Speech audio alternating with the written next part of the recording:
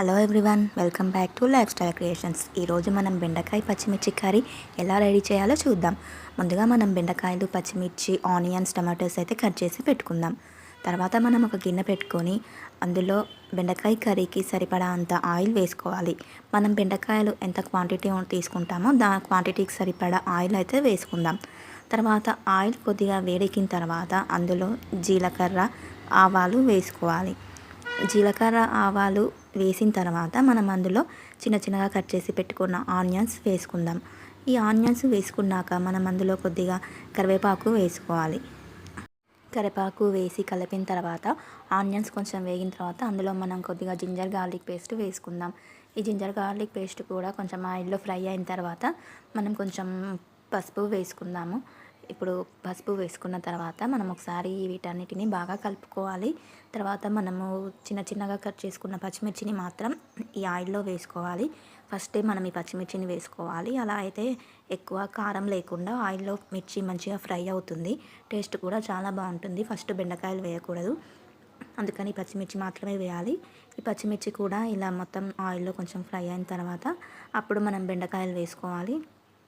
ఈ బెండకాయలు కూడా మనం మంచిగా వేసుకున్న తర్వాత కలుపుకోవాలి. చిన్నగా కలపాలి. బాగా ఒకసారి కలిపామనుకోండి బెండకాయలు త్వరగా విరిగిపోతాయి. అలా విరిగిపోకుండా మంచిగా కలుపుకోవాలి. బెండకాయలు కూడా కొంచెం లైట్గా వేగిన తర్వాత మనము సరిపడా అంత సాల్ట్ వేసుకోవాలి. ఈ సాల్ట్ మనం ఫస్ట్ పచ్చిమిర్చి వేసిన తర్వాత కూడా వేసుకోవచ్చు. లేదు అంటే బెండకాయలకు కూడా మంచిగా పట్టాలి, సాల్ట్ ఫ్లేవర్ బాగుండాలి అనుకుంటే బెండకాయలు కూడా వేసాక సాల్ట్ వేసుకోవాలి. మనము మూత మాత్రం ఈ ఫ్రైకి ఎక్కువసేపు పెట్టకూడదు. జస్ట్ ఒక 3 minutes మూత పెట్టి తీసేయాలి.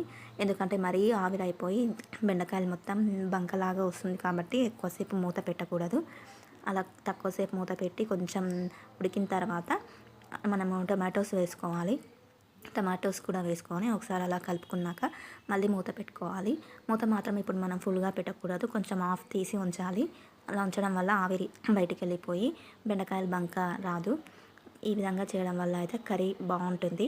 తర్వాత చూడండి, బెండకాయలు మాత్రము ఈ టమాటోస్ ఉడికిపోయాయి కదా, కొంచెము లైట్గా కింద కొంచెం మాడినట్టుంటే మాత్రం టేస్ట్ చాలా బాగుంటుంది.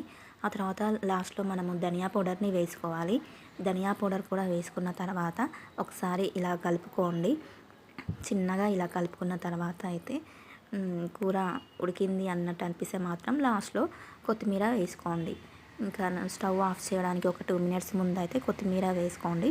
కొత్తిమీర వేసుకున్న తర్వాత ఒక 2 minutes ఉంచి స్టవ్ ఆఫ్ చేసుకోండి. ఫైనల్లీ కర్రీ మాత్రం ఇలా రెడీ అయిపోయింది. టేస్ట్ మాత్రం చాలా బాగుంటుంది. నచ్చితే like, share and subscribe please.